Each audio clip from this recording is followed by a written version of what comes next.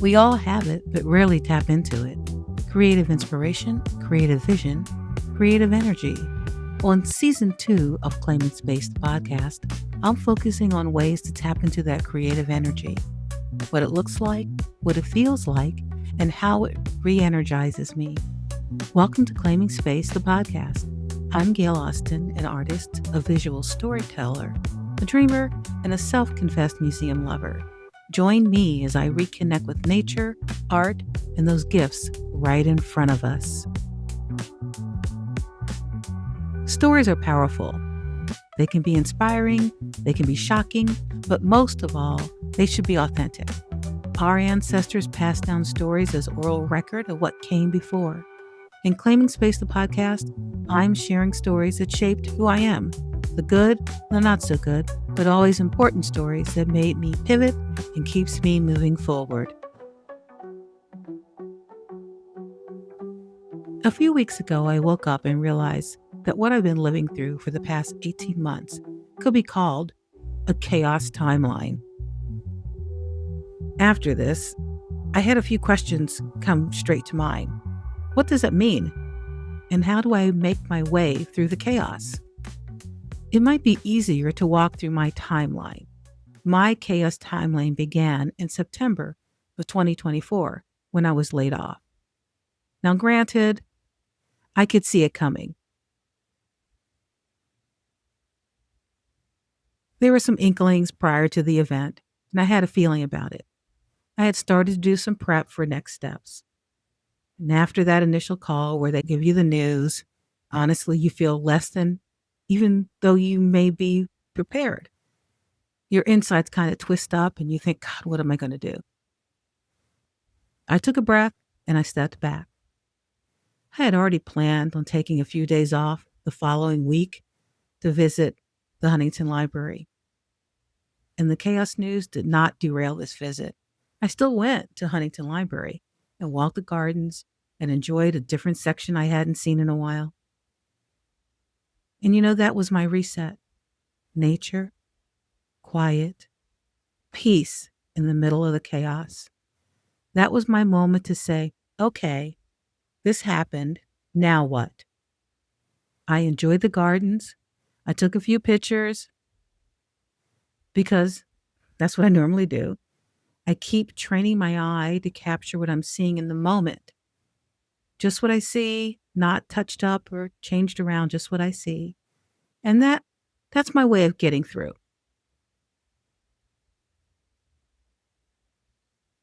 Back at my reality, the day-to-day that we're all living in, I realized this is a perfect opportunity to focus on my life coaching certification I had started. I dug in, I joined the training calls, I connected with like-minded people going through the program, and after a couple of months, I earned my certification. The process of going through my certification was a good thing for me because I met people who helped me through it. And it was nice to still have kind of a rhythm to my day so that I still knew what the morning was going to look like as I transitioned out of the corporate world. I was able to think like my head was clear for a minute, like it hadn't been cleared for years. What do I do? What are my next steps? Things like that, but really putting some weight behind that question and those answers. So the negative chaos event led to positive things in the chaos timeline. For most of us, the second chaos event was the election result. Again, I had to think, how do I get through that? How do I live through that? And I'm still trying to figure it out, which I'm sure we're all still trying to figure it out because it's daily chaos. The one thing that did happen right after this, I reconnected with a former colleague and a friend and became part of a women's collective of women entrepreneurs, which was great. Now I was in a safe space with a sounding board to think through my ideas. And there are many positive outputs from being part of that group. And this group continues to feed my soul. One major output was the birth of this podcast. I'm not sure when or even if the podcast would have happened without the support and the push. I realized sometimes you need to find your tribe to keep you motivated. Also, during this time, another friend reached out and said, "Hey, I've got this job opportunity. Are you interested?" And honestly, normally I would say no, especially if I was working or if I was trying to focus on other things. But I was like, you know what? Maybe I'll listen this time. And I listened and I thought, oh, I can work here. I can work with these people. I'm happy to say I'm now fortunate enough to have a job with a company where the people are very welcoming, where my voice is heard again, something I had lost over the years. This path was my next positive event in the chaos timeline. However, on the week of my final interview, I had a very big chaos event where my son had his accident, a double patella rupture. Freaky, not common. People usually have one, but not both knees go. About 1%, I think, of people go through this. And regardless of his age, I'm his mom, so I need to help him through it. I helped him navigate the whole process of getting to him after the accident, getting him to the hospital, figuring out what's going on, talking to doctors, finding insurance, doing what we needed to do to get him in surgery as quickly as possible. At the time, he lived in a house about 7 miles away from me. However, with Southern California traffic, it's about 20 minutes drive on a good day or longer, depending on what was going on. And I was going there a couple of times a day, back and forth, and also still taking care of my daughter. I was doing that for 3 weeks before I started working, just nonstop to be there and supportive for him, to let him realize that this was not permanent, this is temporary. I had to keep him focused on, we're going to get through this. And we got through it. He's still working through it. He's still got lots of healing to do, but he's walking and standing and driving and still battling pain. But we're going to get him through his healing journey. A few weeks after I started, a few weeks after I started, and I went back to work, my daughter got sick the first time, another chaos event. And my boss, who was a friend of mine, was very accommodating and let me be with her at the hospital and work remotely from the hospital. We got her home. However, she was still sick. And then she went back in the hospital only a few weeks later, maybe a week later, not even a few weeks. And as I shared on a previous episode in June of last year, she did pass away. Each one of these big chaos events, being laid off, the election results, my son's injury, my daughter's illness and her subsequent passing, all of those things individually are huge. And any one of those things could destroy you. I worked my way through. I kept living in that moment that I was in and just responding to what was happening in that moment. A few weeks after my daughter passed, I found a moment for me to reset. I went to LACMA's opening for members of the new Geffen Galleries. And I took this moment to reset and figure out, how do I move through this pain? How can I move forward and understand what's happening and how life is changing? To be honest, my daughter was handicapped, special needs, and we always were preparing for her leaving us before the rest of us, leaving early. And even though I say that, I still wasn't totally emotionally or mentally prepared when we went through what we went through with her. And honestly, I think you never are, no matter how much you've been through it on your daily reality of having a child with special needs, you're living with a parent or a spouse with illness. Even though you know what's coming, you're still never truly prepared. You have to find a way through. And trust me, there are days when I don't. It's murky. I'll just cry at random things. Grief for everyone is different. It's different how you process it, but you find a way. So on that day when I was at LACMA at the gallery preview, just for a minute, I was me again, enjoying being in that space and being thrilled that the Japanese museum was still there because it was one of my favorite places. Walking through that empty gallery was fueling me and filling me back up. And yes, I did take pictures and I had some really good shots from that visit. During the summer and into the fall, I spent time for the first time since October of 2023 traveling. I spent time with my mom back east, and I probably was on a plane more times in 4 months than I had traveled since before the pandemic. Probably six, seven, 8 flights between my mom and work. And what was interesting about this getting back into travel was I had to relearn the flying protocol, so to speak. Like even putting my bag in the overhead, I had to think about, which I think is silly now, but I had to think about which way do the wheels go. And that was just little things that kind of kept me focused in that moment. Even with those trips, I found ways to find little resets. I would visit a garden here, another garden in the valley. I just went to different places to give myself space. These small trips kept me refreshed and connected and grounded with the world and with nature because all the other chaos that we are all dealing with on the daily in our feeds and on our screens I was trying to find ways to keep myself still focused and inspired and not weighted down. In November, our family had planned a trip where I would pick up my mom and I would take her to my sister's place out of state. But my mom was nervous about leaving her brother. My uncle hadn't been feeling well for a while and he got very sick right before I arrived and was put in the hospital. And so she didn't want to leave him. And so I stayed with her for over 10 days, went and visited my uncle.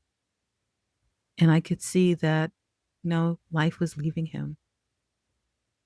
And I was trying gently to prepare my family because I had been through this not 3, 4 months earlier. But it was hard for everybody. And I will admit, seeing him in the hospital was hard. I had spent every day with my daughter during both her hospital stays, in the hospital every single day. So it was hard being in the hospital, but I kind of tamped that down so that I could be there to support my family.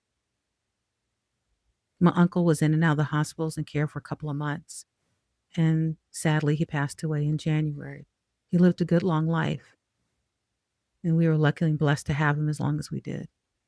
And I'm happy and blessed I was able to spend some time with him. Because that's the thing about the chaos timeline. There's ebbs and there flows. There's natural events that happen. And if you think about a chaos timeline, during those low moments, this is your chance to reset. I know when I came back from that experience in November, I made a decision. I'm finally going to visit one of the famous case study houses that are here in the LA area, the Stall House. So I went to get me tickets because I was trying to get tickets right away and realized it would be a couple of months before I would get those tickets. So I got tickets and my tickets were for January. And after I got the tickets, a month later, the family announced that they were going to put the house on the market. And first time the house has ever been on the market, it's always been in the family. And I was like, oh no, that means our tour is going to get canceled. So I was checking. Luckily, our tour did not get canceled. And we got to see the iconic Stall House. And I will say, it is a small house, but a large house at the same time. It's the true definition of an inside outside living. But it's more than about the size, the energy of that house. It's about the spirit of that house. It's about sitting on that hill and seeing LA laid out in front of you and realizing someone had a vision and their vision was realized. And all these many years later, it's still here for us to enjoy. It made me think about what was my vision? What do I want to realize? What do I want to leave? The docent, he was so knowledgeable. He knew everything about the family that he wanted to share with us. And he truly gave us an intimate understanding of the history of that house. And that's what you want when you're in one of these moments, to get a little bit deeper than the surface things. I've seen the documentaries, I have a book, but actually being in the space, when you're physically in the space, it's amazing. And it was just what I needed, an inspiring art reset. And yes, I did take pictures. And yes, there's the kind of classic pictures, the shot of the house with the pool, but I also took several random pictures of looking over the hillside because that view just took my breath away. We watched the birds, wings outstretched, circling and dipping and floating through the air, and watching them hover in the air and kind of riding the currents. That was very magical. That's how you deal with these events. You have these wonderful ebbs where you can just flows where you can just go with the moment. After that great event, I took a quick work trip to Canada. I was probably there for a week, but I didn't anticipate having any more chaos events. But one said, "Hey, you're going to get one anyhow." And on our last day of walking to the office, we were using these underground pathways and tunnels to get there because it was extremely cold. It was during this last winter storm. We didn't go outside. I slipped and I fell and I landed on my butt. And honestly, I don't remember actually falling. I just remember being on my butt. And thank goodness for my backpack because it saved me because my head didn't hit or anything like that. But I did twist my leg out from underneath me and sprain my ankle pretty bad. I managed to hobble myself back to my hotel and sit there for the rest of the day. And after being checked out by EMS, I was given the okay to travel the following morning. And that was a very humbling experience because I needed help in an airport. I had to, use help the whole time, which is so not like me. But sometimes it happens to all of us. But I also realized that was the universe saying, oh, Gail, you need to slow down. Slow your butt down, Gail. Slow down. And I could hear my daughter in my head saying, Mom, I got you. That's why you didn't hit your head. But you do need to slow down. Because you see, in all those chaos events, I wasn't slowing down. I was just moving and moving and moving from one thing to the next. Even with my resets, I was still moving. Our timelines ebbs and they flow.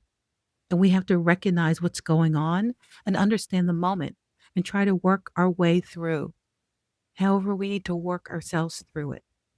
If that's listening to music or exercising or having coffee or drinks with friends or whatever it is that you use to work yourself through whatever you're going through. It could be binge watching whatever you wanted on TV or, I don't know, screaming in the wind. It does mean that you're taking those breaks. You're doing something to break up the chaos, to reset yourself through the chaos. The one thing I would totally recommend, and I know it's hard, is just don't doom scroll. Don't look at the news all the time. I'm a news junkie, so I know it's hard. It's really challenging time for all of us. I see this as an opportunity for me to really realize what I want to be.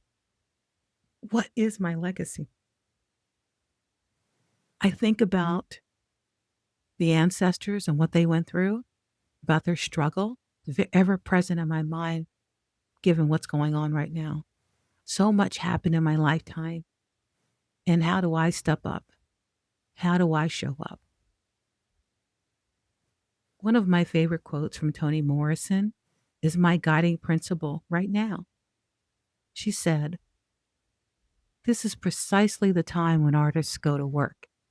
There is no time for despair, no place for self-pity, no room for fear.